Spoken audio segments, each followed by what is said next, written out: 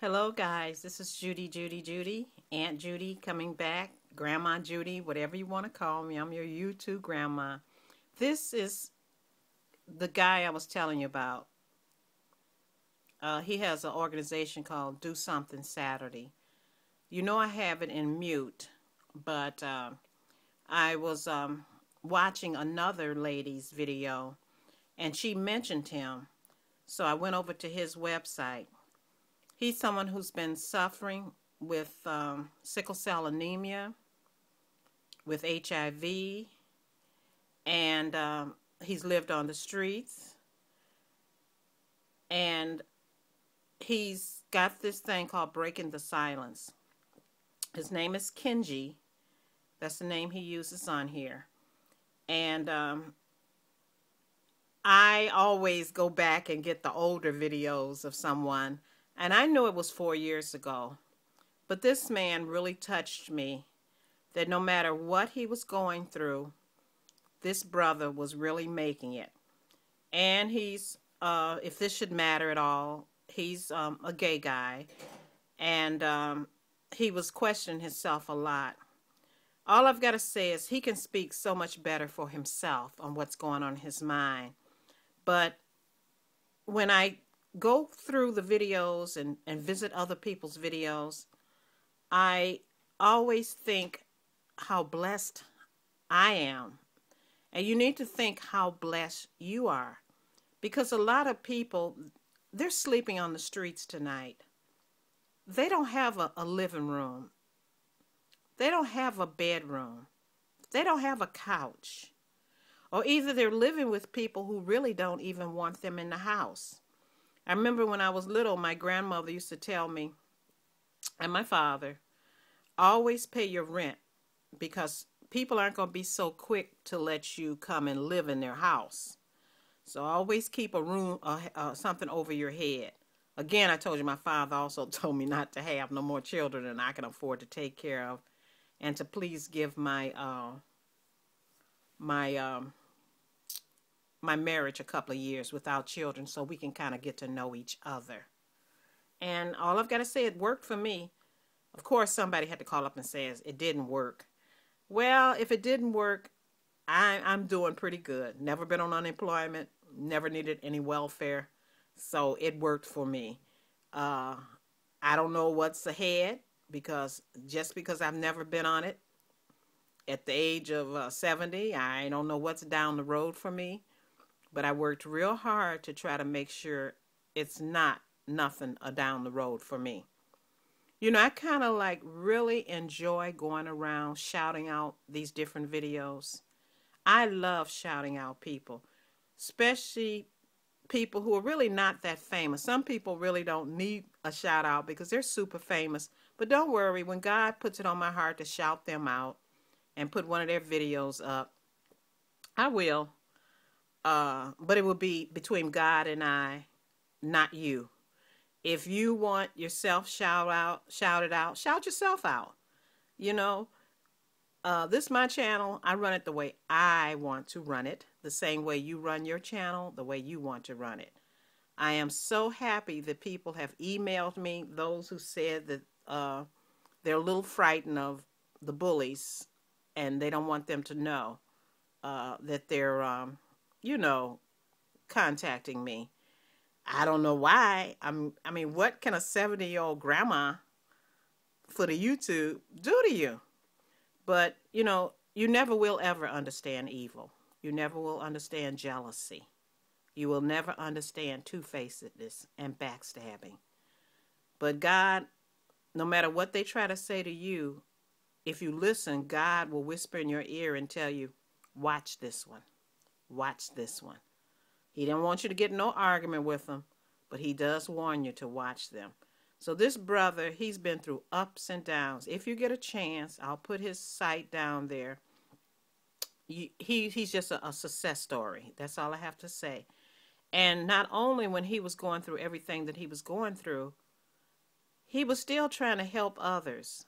You know, getting food, hygiene packets for women, sleeping bags, when he was homeless himself. So that just shows you that, you don't have to sit in the house and not do anything. You can do a lot.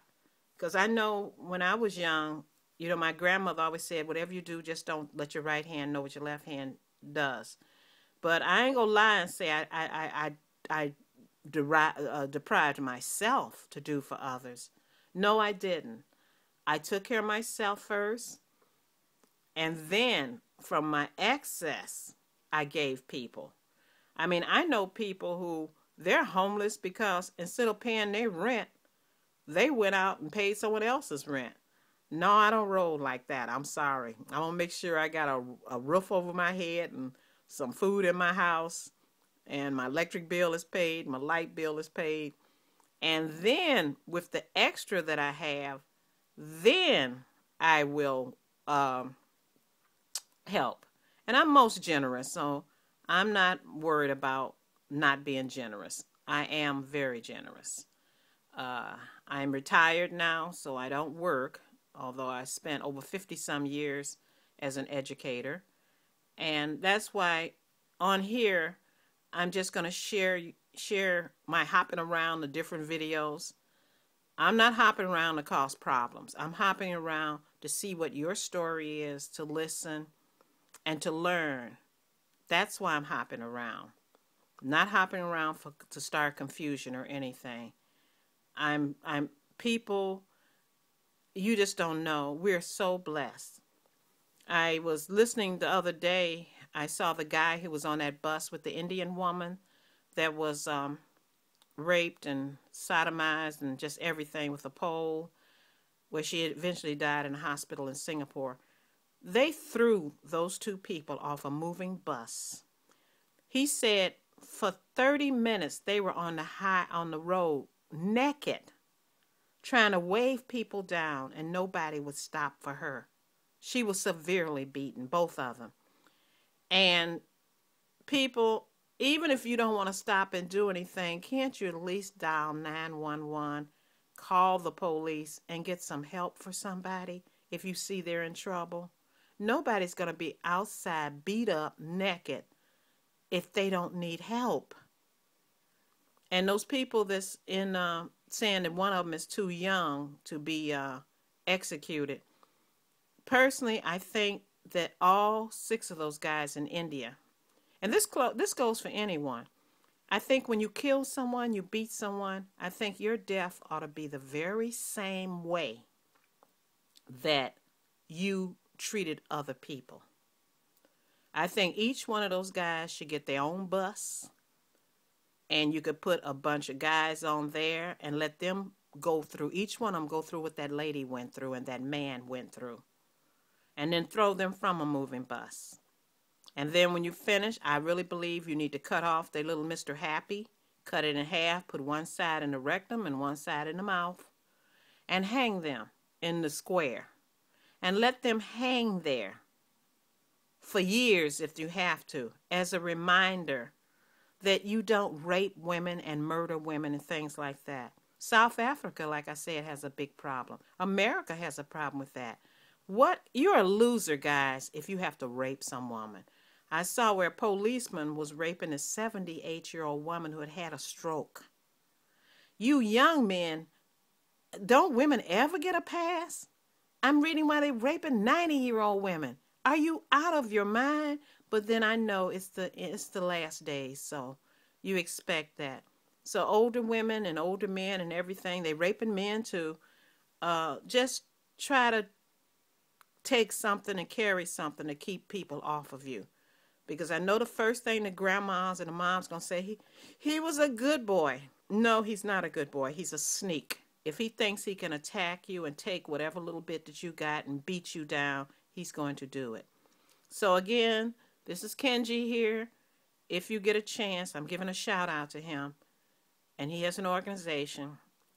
Just go educate yourself. If you feel so down about yourself, just go through Kenji. And there's so many Kenjis and women that are going through it. Unemployment. Just everything. We're blessed, people. We're blessed. And you need to know that. We who don't have to walk in these shoes. Okay. Grandma loves you. And Kenji, I'm going to put everything below. And God bless you. And you're such a good man.